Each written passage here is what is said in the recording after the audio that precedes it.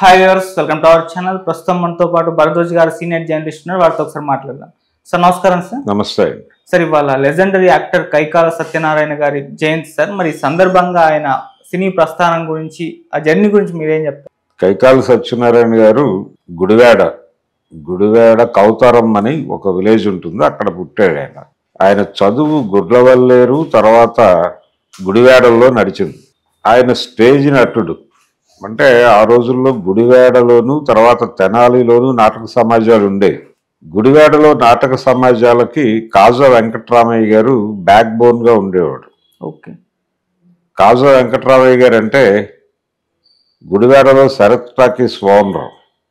ఆయనే ఆ రోజుల్లో సినిమా పరిశ్రమకి నాటక రంగానికి మధ్యలో వారధిగా ఉండేవాడు ఆయన.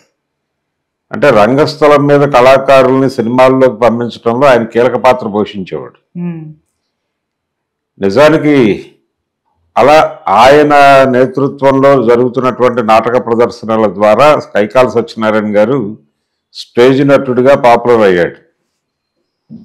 స్టేజ్ నటుడిగా ఆయన స్టేజ్ మీద పెర్ఫార్మెన్స్ ఇవ్వడానికి ఎక్కినప్పుడల్లా ఎన్టీఆర్తో పోలిక తెచ్చేవారు.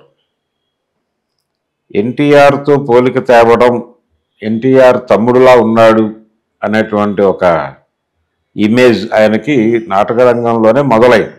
ఓకే. అదే టైంలో గరికపాటి రాజారావు గారు ఆయన ఒక సినిమా ప్రయత్నాల్లో భాగంగా రంగస్థలం నుంచి నటులను ఎంపిక చేద్దాము అనే ప్రయత్నాల్లో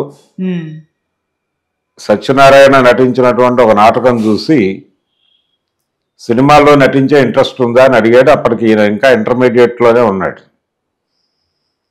అడిగితే అప్పుడు సత్యనారాయణ చెప్పింది ఏంటంటే, నాకు ఇంట్రెస్ట్ ఉంది కానీ ప్రస్తుతం నేను అటువైపు రాలేనండి, డిగ్రీ కంప్లీట్ చేసి వస్తాను సినిమా పరిశ్రమకి. ఓకే. కారణం మా ఫ్యామిలీలో ఇప్పటివరకు డిగ్రీ చదివిన వాళ్ళు ఎవరూ లేరు, ఆ లోటు తీర్చేసి వస్తాను, తర్వాత ఏం జరిగినా పర్వాలేదు అని చెప్పి ఆయన గుడివాడ, ఇప్పుడు ఏఎన్ఆర్ కాలేజీ అని చెప్తున్నారు, ఆ రోజుల్లో గుడివాడ కాలేజ్ అది. ఆ గుడివాడ కాలేజీలోనే ఆయన డిగ్రీ కంప్లీట్ చేసిన తర్వాత సినిమా రంగ ప్రవేశం గురించి ఆలోచిస్తున్న టైంలో ఎల్వి ప్రసాద్ గారు ఒక సినిమా అనౌన్స్ చేశారు, కొడుకులు కూతుళ్ళు అనే పేరుతో అనౌన్స్ చేసి దానిలో కొత్త ఆర్టిస్టులను తీసుకుంటున్నారు అని తెలిసి ఈయన కూడా వెళ్ళాడు మెడ్రాస్. వెళ్ళి ఆడిషన్ ఇచ్చాడు. ఎల్వి ప్రసాద్ గారు ఓకే చెప్పి, బాగానే ఉంది, బాగానే చేశారు మీరు, అయితే ఇంటికి వెళ్ళిపోండి, మేము ఇన్ఫార్మ్ చేసినప్పుడు రండి అని చెప్పాడు ఆయన. ఈయన మళ్ళీ ఇంటికి వెళ్ళటం ఎందుకు అని చెప్పి మెడ్రాస్లోనే ఉండి ప్రయత్నాలు మొదలుపెట్టాడు. ఏది వర్కౌట్ అవ్వాల. నెమ్మదిగా ఈయన కొంచెం నిస్పృహలోకి వెళుతున్న టైంలో డిఎల్ నారాయణ గారు దేవదాస్ నిర్మాత డిఎల్ నారాయణ గారు సిపాయి కూతురు అనేటువంటి సినిమా అనౌన్స్ చేసి దానిలో హీరో క్యారెక్టర్కి తను తీసుకున్నాడు సత్యనారాయణ. ఆ సినిమా ఫెయిల్ అయింది బాక్స్ ఆఫీస్ దగ్గర. ఫెయిల్ అయిన తర్వాత మళ్ళీ డిప్రెషన్. ఒక ఫెయిల్యూర్ సినిమాలో యాక్ట్ చేశాడు కాబట్టి సెంటిమెంట్గా ఎవరో ఇతన్ని హీరోగా బుక్ చేసుకోవడానికి ముందుకు రాలా. ఏం చేయాలో అర్థం కాని పరిస్థితికి ఇంటికి వెళ్ళిపోదాం అనుకుంటున్నాడు. అనుకుంటున్న టైంలో ఈయన ఆల్మోస్ట్ టికెట్ బుక్ చేసేసుకున్నాడు వెళ్ళిపోవడానికి. అంతా రంగం సిద్ధమవుతున్నటువంటి టైంలో విఠలాచార్య గారి దగ్గర నుంచి కబురు వచ్చింది. వెళ్ళాడు ఈయన. అపూర్వ చింతామణి సహస్ర శిరశ్చేద అనే సినిమా జరుగుతోంది అప్పుడు. ఎస్డి లాల్ గారు డైరెక్టరు, విఠలాచార్య గారు దానికి నిర్వహణ వ్యవహారాలన్నీ ఆయన చూస్తున్నాడు. అందులో క్యారెక్టర్ ఇచ్చారు ఇతనికి, సత్యనారాయణ గారికి.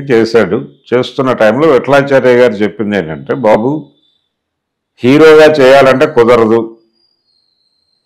విలన్ చెయ్యి, విలన్ వేషాలు వేయటానికి తగినటువంటి మనుషులు లేరు ఇక్కడ.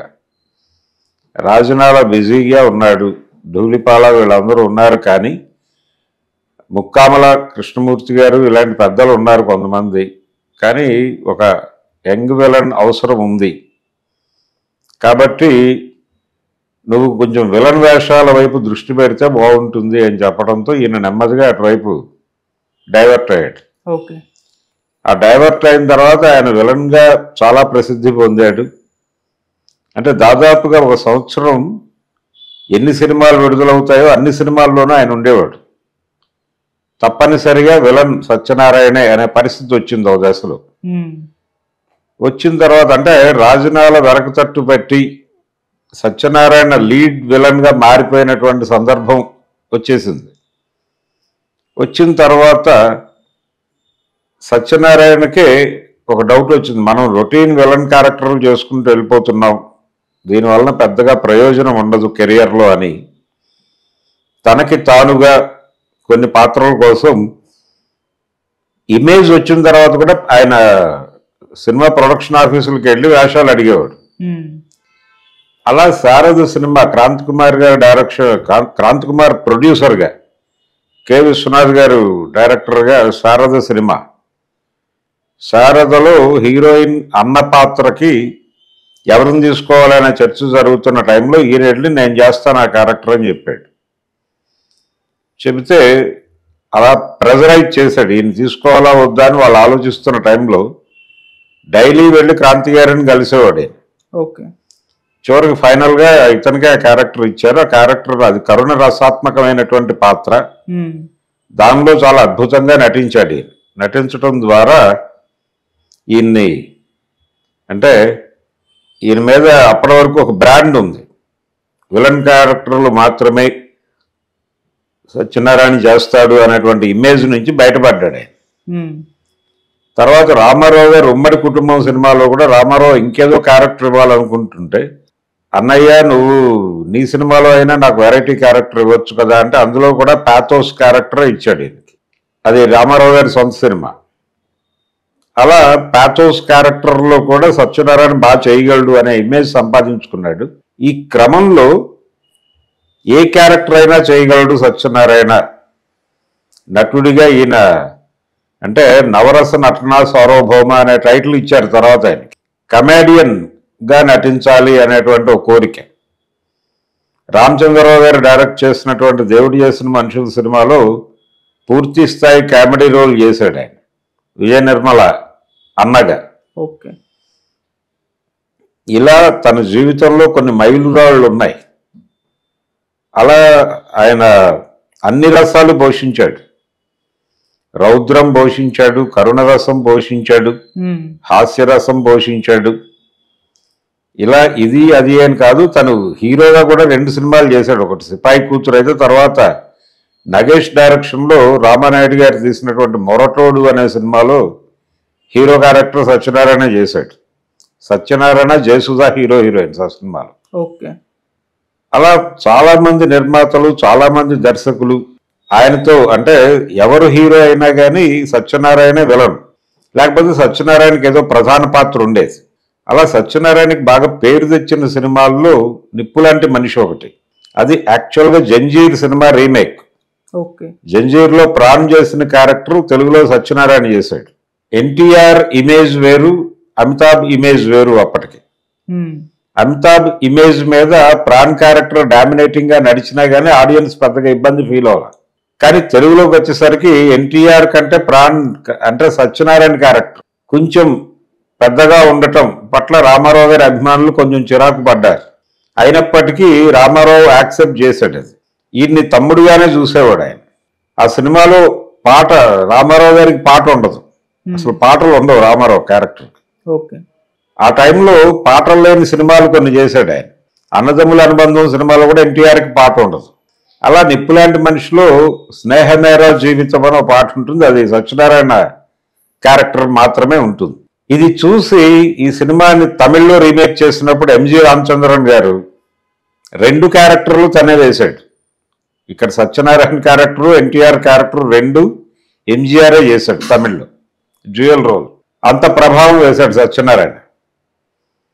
ఎన్టీఆర్ బ్యానర్లో వచ్చిన సినిమాలన్నీ దాదాపు ఆయన డైరెక్ట్ చేసిన సినిమాలు, లేదు ఆయన ప్రొడ్యూస్ చేసిన సినిమాలు అన్నిట్లోనూ సత్యనారాయణకి ఒక పాత్ర గ్యారంటీగా ఉంటుంది. ఆయన అజాత శత్రువు, ఎవరితోనూ శత్రుత్వం లేదు ఆయనకి. ఎన్టీఆర్ కాంబినేషన్లో దాదాపు 101 నుంచి 105 సినిమాలు చేశాడు ఆయన. ఆ తర్వాత కృష్ణ కాంబినేషన్లో 200 సినిమాల దాకా చేశాడు. ఇలా రామారావు గారికి కృష్ణకి ఒక దశలో ఒక చిన్న విభేదం వచ్చి కురుక్షేత్రం, దానవీర సూరకర్ణ పోటాపోటీగా నడుస్తున్న రోజుల్లో ఆ టైంలో 2 సినిమాల్లోనే ఈయన వేషాలు వేశాడు సత్యనారాయణ. కురుక్షేత్రంలో దుర్యోధనుడు వేశాడు, దానవీర సూరకర్ణలో భీముడు వేశాడు. ఇక్కడ దుర్యోధనుడు రామారావు, అక్కడ దుర్యోధనుడు సత్యనారాయణ.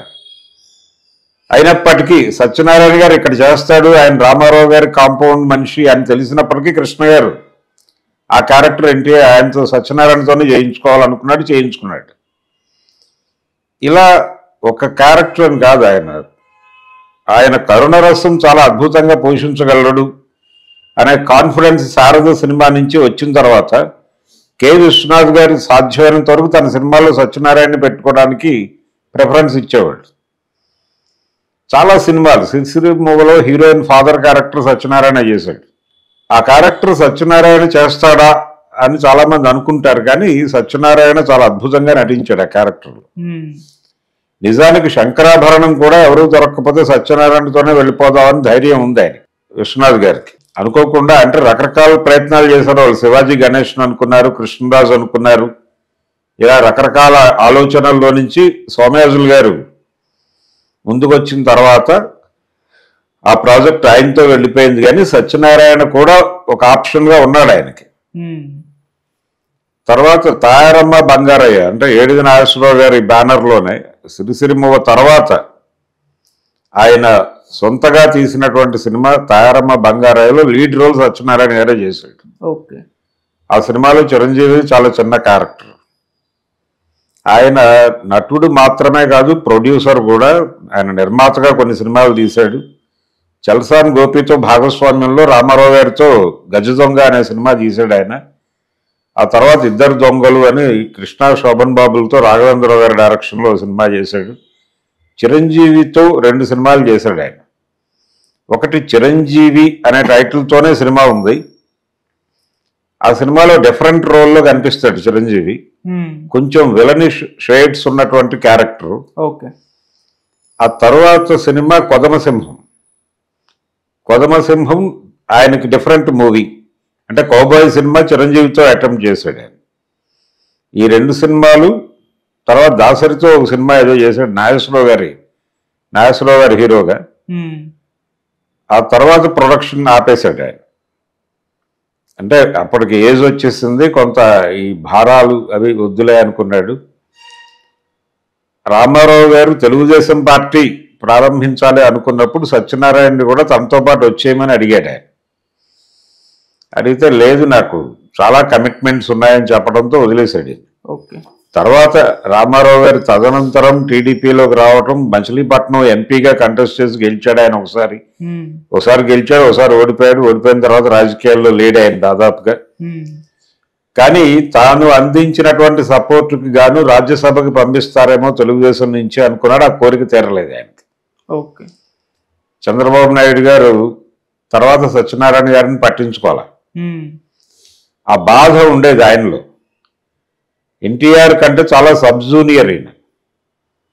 వాళ్ళిద్దరికి చాలా ఏజ్ గ్యాప్ ఉంది, దాదాపు 10 ఏళ్ల పైన గ్యాప్ ఉంది.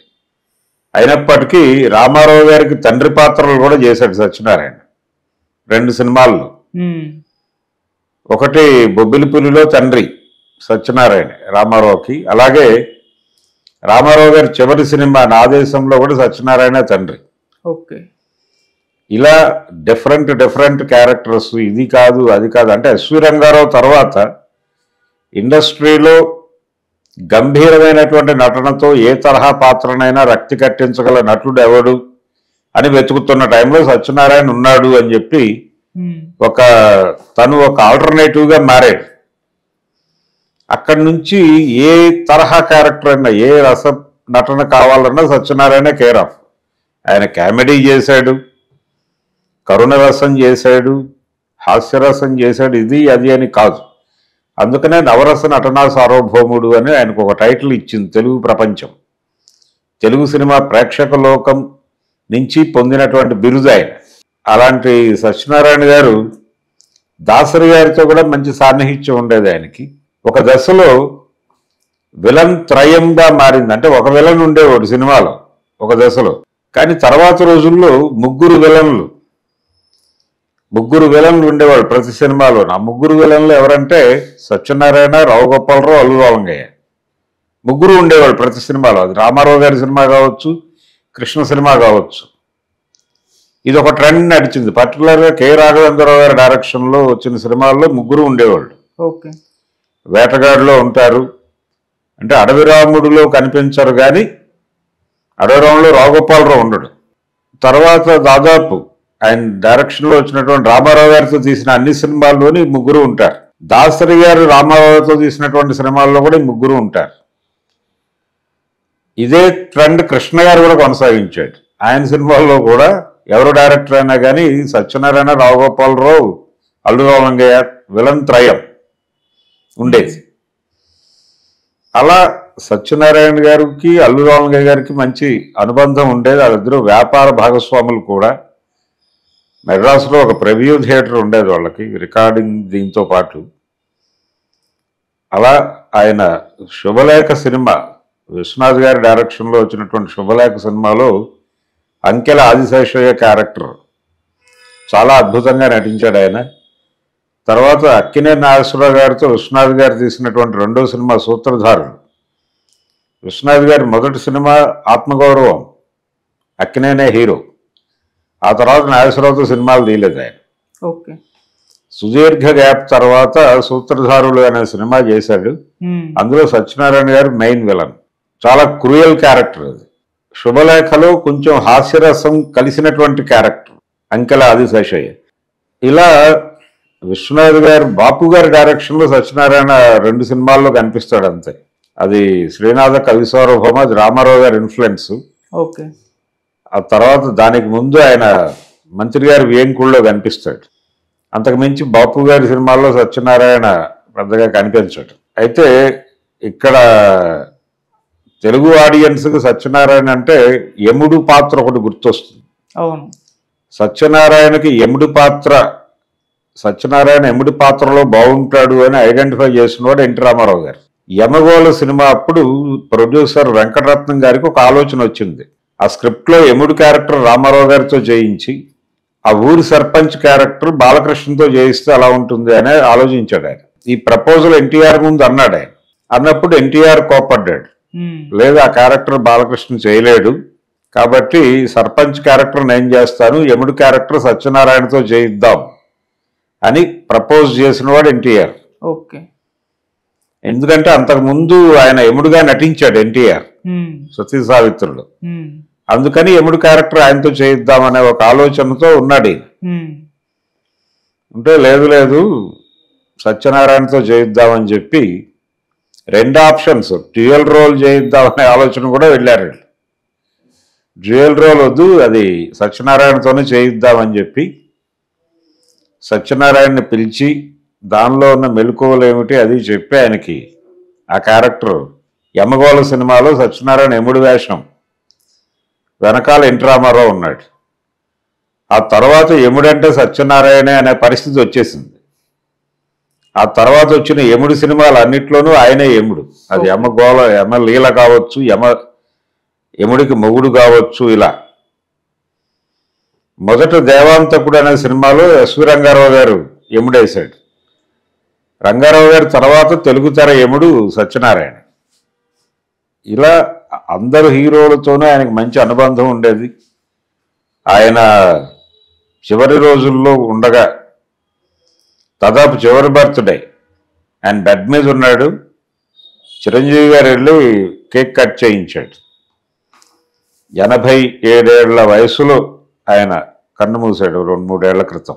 ఇది టోటల్గా సత్యనారాయణ గారి నటనా ప్రయాణం. ఈరోజు ఆయన జయంతి సందర్భంగా నిజానికి తెలుగు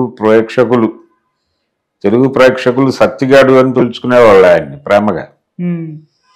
ఆయన కూడా దాన్ని ఎంజాయ్ చేసేవాడు, సత్తిగాడు అన్న పిలుపుని. ఆయన జీవితంలో అసంతృప్తి అంటూ లేదు. ఆ తర్వాత నెగ్లెక్ట్ చేసింది అనేటువంటి ఒక అసంతృప్తి ఉండేది ఆయనకు చివరి వరకు. ఓకే. రాజ్యసభకి పంపించుంటే బాగుండేది అనే కోపం ఉండేది ఆయనకు చంద్రబాబు మీద. చంద్రబాబు వచ్చాక వాంటెడ్గా రామారావు టీంని అందరినీ పక్కకి నడిపించేశాడు అనేటువంటి అభిప్రాయం కూడా ఆయనకు ఉండేది సత్యనారాయణ గారికి. అలా సత్యనారాయణ గారు తెలుగు సినిమా ప్రపంచానికి ఒక జ్ఞాపకం ఎప్పటికీ గుర్తుండేటువంటి ఒక జ్ఞాపకం ఆయన. Thank you so much sir. Thank you.